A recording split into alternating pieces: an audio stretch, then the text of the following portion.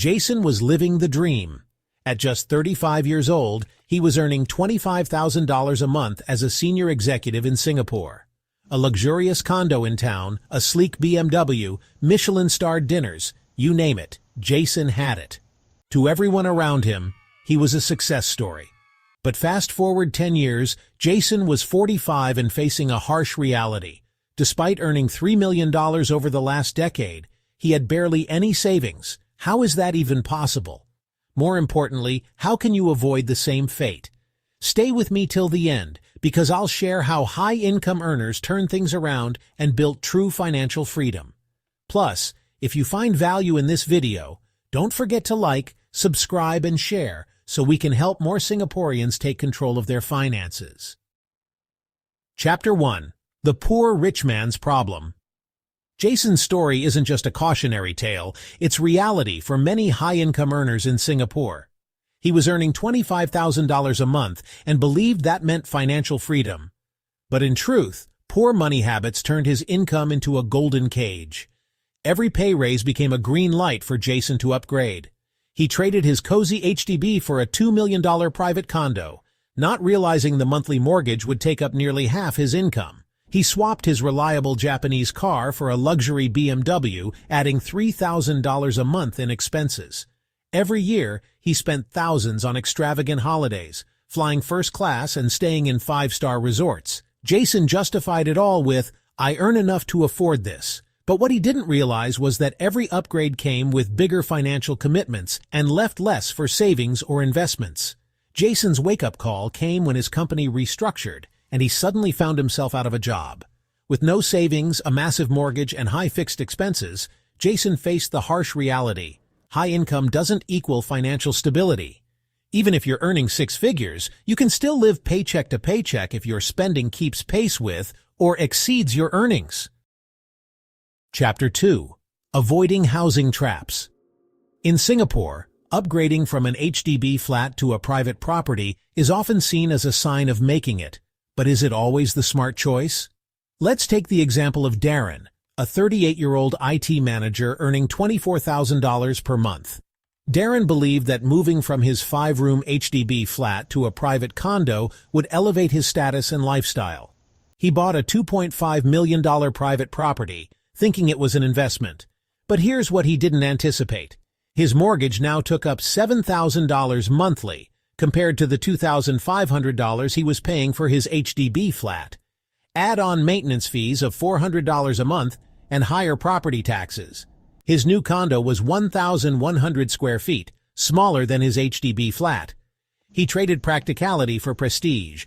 Darren struggled to save for his retirement or invest in other assets because most of his money went to housing. By the time Darren hit 45, his condo's value had barely appreciated, but he was still paying off the mortgage. Meanwhile, his savings were meager. Now, meet Claudia, a 40-year-old finance professional earning $18,000 per month. Claudia faced a similar temptation to upgrade to private property, but took a different route. Claudia decided to stay in her fully paid 4-room HDB flat, reasoning, "My family is comfortable here, and it frees up cash for other priorities." Instead of tying up her funds in a private condo, Claudia invested $5,000 monthly into a mix of dividend-paying stocks and REITs. Over a decade, her investments grew significantly, generating $3,000 a month in passive income by her mid-40s. With no heavy mortgage hanging over her, Claudia could comfortably save for her children's education, take vacations, and plan for early retirement. Her decision to prioritize financial stability over status paid off. Before upgrading, ask yourself, is the bigger mortgage worth sacrificing retirement savings or an emergency fund? Are you buying for practicality or to keep up with others? Can you achieve better returns by investing the money elsewhere? If you had an extra $5,000 a month, would you spend it on a private property upgrade, or would you invest it for future financial freedom? Drop your answers in the comments. And if you've made a smart housing decision, share your story. It could inspire someone else. Remember, your home is a place to live, not a competition to win. Chapter 3. Luxury Cars, a Financial Sinkhole. Let's talk about Iris, a 34-year-old banker who recently landed a $26,000 monthly salary. To celebrate her success, she bought a luxury car, a sleek BMW that cost her $350,000, including the COE. For Iris, the car wasn't just transportation. It was a status symbol that screamed, "I've made it."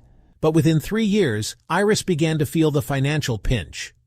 Owning a luxury car in Singapore is more than just the upfront price. Iris soon realized COE renewal, $80,000 every 10 years. Road tax and insurance, over $5,000 annually. Parking fees and ERP, easily $500 a month. Maintenance costs, $2,500 yearly, especially for luxury brands. After 3 years, Iris's car was worth about $230,000, a $120,000 loss. She calculated that her BMW cost her nearly $5,000 a month between depreciation, loan repayments, and running costs. If Iris had instead invested that $350,000 in REITs or dividend-paying stocks yielding 5% annually, she could have earned $17,500 per year in passive income. That's money she could have reinvested to grow her wealth or fund her retirement. Compare Iris's story to Daniel, a 36-year-old software engineer earning $20,000 monthly. Daniel avoided the luxury car trap and opted for a second-hand Toyota Prius that cost him $80,000. Daniel's monthly expenses, including loan repayment, fuel, and maintenance, totaled less than $1,500. Daniel invested the money he saved, around $3,500 a month, in a portfolio of stocks and REITs. After 5 years, his investments were worth over $350,000, generating $12,000 a year in passive income. Daniel still had reliable transportation and avoided unnecessary stress about finances, proving that practical choices lead to financial freedom. A car is a depreciating asset. Its value goes down, but its costs keep going up. Instead of spending big on luxury, consider alternatives like public transport or affordable cars that free up cash for investments. Would you rather drive a luxury car and deal with the high costs, or opt for practical transport and invest the savings in building your wealth? Let us know in the comments, and if you found ways to manage transport costs while growing your wealth, share your tips. It might inspire others. True success isn't about what you drive, it's about what drives your financial future. Chapter 4. Overspending and Keeping Up Appearances. Let's meet Florence, a 38-year-old marketing director in Singapore earning $22,000 a month. From the outside, Florence seemed like the epitome of success. She wore luxury watches, carried designer handbags, and never missed the latest fine dining openings. But behind the scenes, Florence was struggling to save for her future. Florence's desire to project success started small, a $2,500 designer bag to celebrate her promotion. Monthly fine dining experiences that often cost $1,000 or more.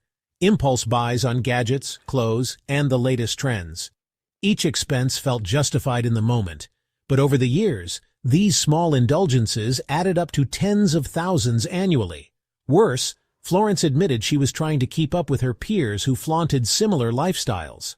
At 40, Florence faced a harsh reality. She calculated her expenses and found that she had spent over $200,000 in 5 years on unnecessary luxuries, money that could have grown significantly if invested. Meanwhile, her retirement savings and emergency fund were practically non-existent. Florence felt trapped.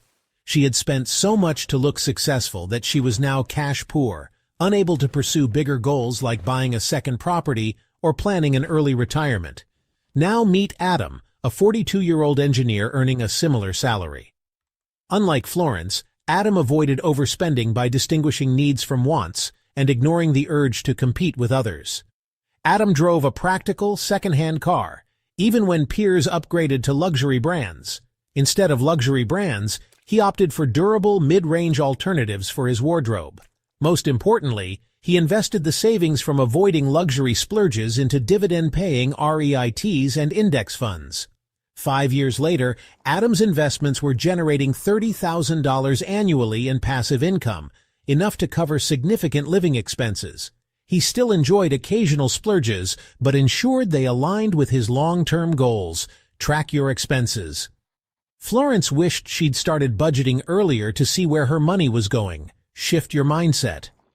True wealth isn't about impressing others, it's about financial freedom, the ability to live on your own terms. Invest, don't splurge. Every dollar you save from unnecessary expenses can grow your future wealth. What's one expense you could cut back on today to invest in your future? Let us know in the comments. Remember, the richest people often don't look it. True wealth isn't worn on your wrist, it's in the freedom to live the life you want. Chapter 5. Be prepared for economic uncertainty.